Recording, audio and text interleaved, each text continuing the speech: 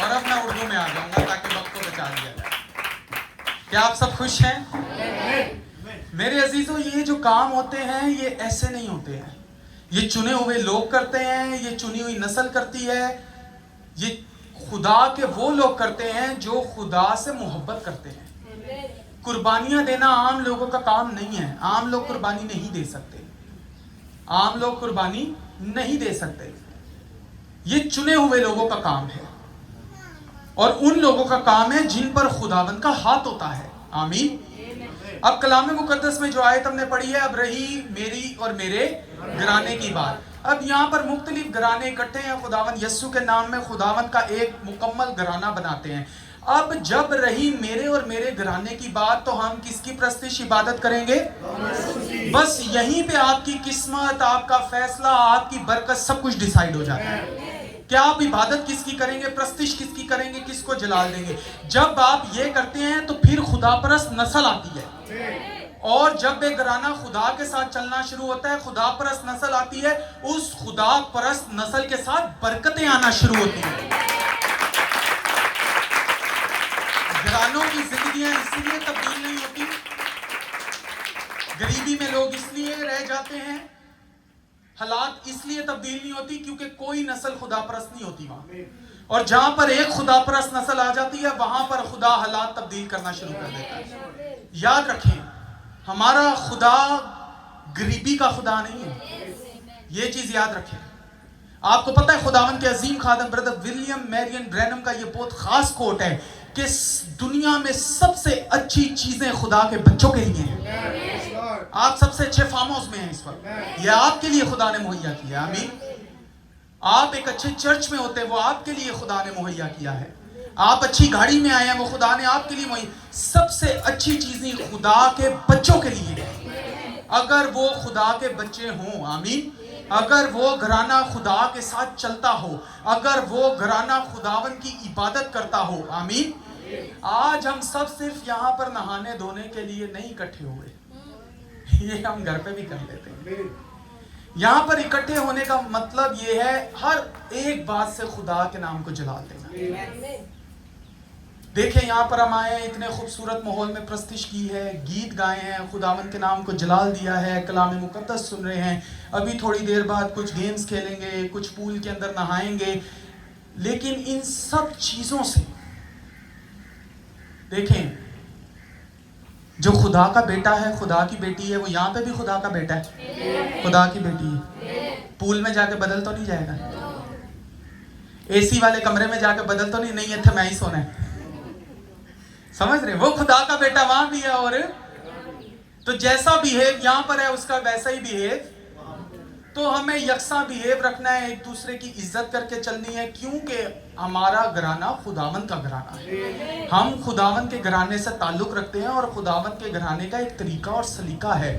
اور آپ کو پتہ ہے، میں یہ چھوٹی سی بات کر کے کلوز کر دوں گا، کہ جب پرانے عہد نامہ کے اندر میراث بانٹی جاتی تھی، ایسے ہی بہت بڑا علاقہ ہوتا تھا، اور اس علاقے میں ایک مالک ہوتا تھا، اور اس مالک کی بہت بڑی پراپرٹی ہوتی تھی، اور اس مالک کی اولاد بھی ہوتی تھی. کئی لڑکے ہوتے تھے، مگر ان لڑکوں کے اوپر مالک ایک استاد کو مقرر کرتا تھا.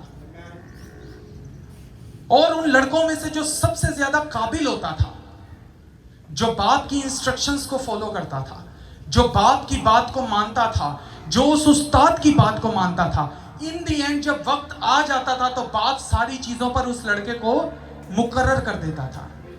آج بھی ہماری بلیسنگ اسی طریقے سے جڑی ہوئی ہے.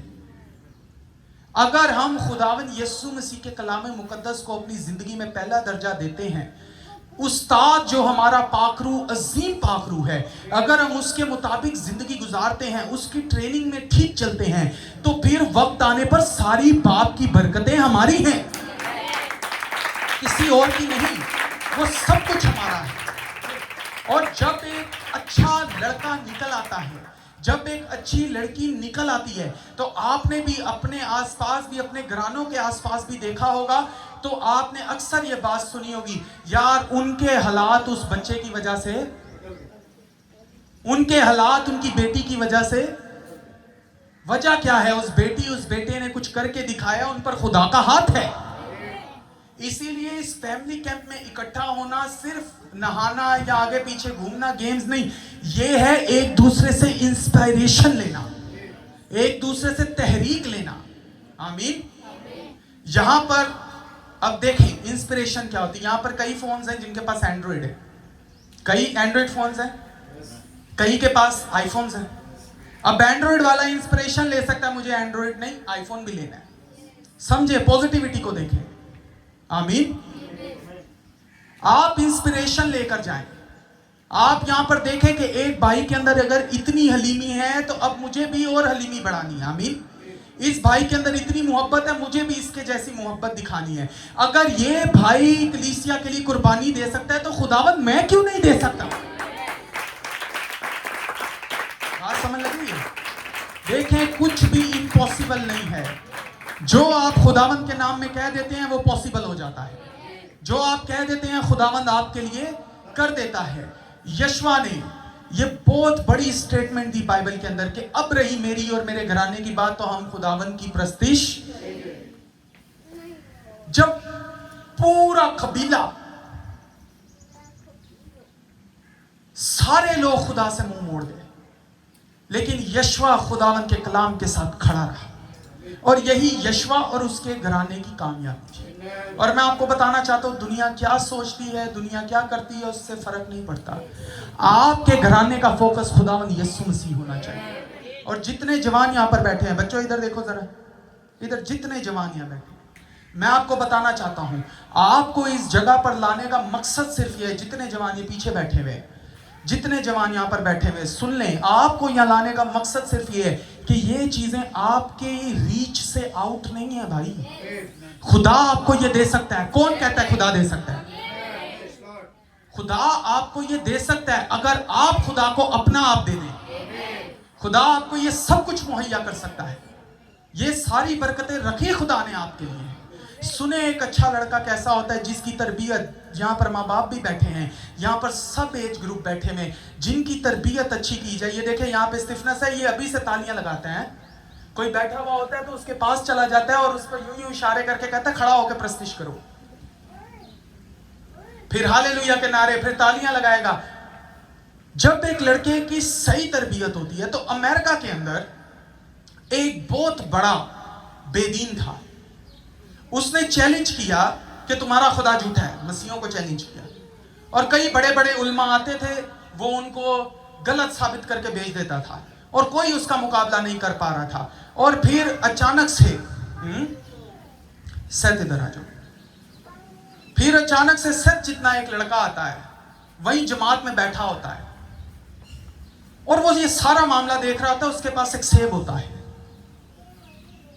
وہ بھی ہاتھ اٹھا لیتا ہے, کہتا ہے میں نے بھی ایک سوال کرنا ہے. بیٹھ جا بیٹا. کہتا ہے میں نے بھی ایک سوال کرنا ہے. تو وہ بے دین پہلے تو پریشان ہوتا ہے, ابھی ایک بچہ مجھ سے سوال کرے گا. پھر اس نے کہا عزت کا معاملہ ہے, آ جا بھائی تو بھی کر لے سوال. اچھا, سیت وہاں پر پہنچتا ہے, اور سیت کے پاس ایک خوبصورت سیب ہے. سیت جاتا ہے اور اس سیب کو چمکانا شروع کر دیتا ہے. آمین. صاف کرتا ہے سیب کو, اور پھر سوال پوچھنے کی بجائے اس سیب کو دیکھتا ہے, اس سیب کا پتا ہٹاتا ہے. تو وہ جو بے دین ہے وہ بولتا ہے بھائی تیرا سوال کیا ہے, بیٹا تیرا سوال کیا ہے, تو ٹائم کیوں ضائع کر رہا ہے؟ تو سیت کہتا ہے سر ایک منٹ میں آپ سے سوال کرتا ہوں. سیت اپنا سیب پکڑتا ہے اور ایک بڑی بائٹ لگاتا ہے سیب کی, ایک چکی لگاتا ہے سیب کو, اور پھر اس بے دین سے پوچھتا ہے اب مجھے یہ بتاؤ کہ سیب کھٹا تھا یا. تو وہ بے دین بولتا ہے بھائی مجھے کیا پتا, سیب تو نے کھایا ہے. تو سیب بولتا ہے تجھے میرے خدا کا کیا پتا. ہالےلویا. تو نے تو میرے خدا کو چکھا ہی نہیں, تو کیسے بول سکتا ہے کہ خدا ہے یا نہیں ہے؟ پہلے اس کی قدرت کو تو چکھ کے دیکھ. ہالےلویا. اس بندے نے بعد میں مسیحیت کو قبول کر لیا. کیوں؟ کیونکہ ایک اصل لڑکا جس کی تربیت خداوند یسوع مسیح کے مطابق کی گئی تھی, وہ اس کے سامنے کھڑا ہو گیا تھا.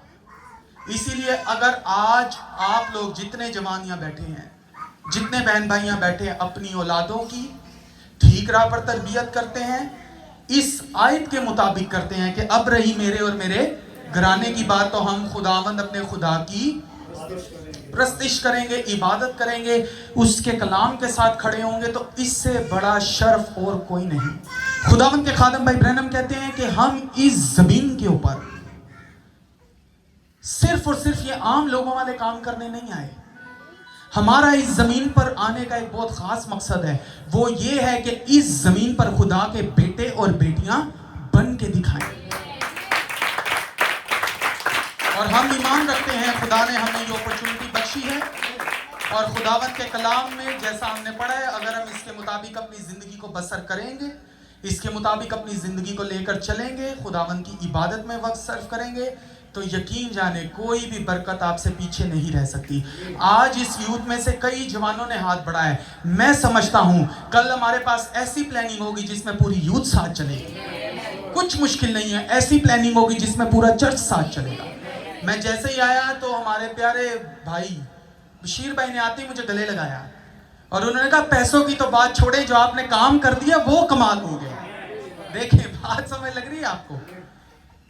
जब खुदा काम करे तब सब चीजें पीछे हो जाती हैं। आमीन। इसीलिए पहले नंबर पर सारा ऑनर खुदावंद यीशु मसीह का, और हम फिर पास्टर पतरस के शुक्रगुजार हैं, इस यूथ के शुक्रगुजार हैं। खुदावंद आप सबको बरकत दे। इस आयत को अपने दिल की तख्तियों पर लिख लें, अब रही मेरे और मेरे घराने की बात, तो हम खुदावंद की इबादत करेंगे। सब कहेंगे hallelujah. God bless you all. आए खुदावंद यीशु के लिए जोरदार तालियां।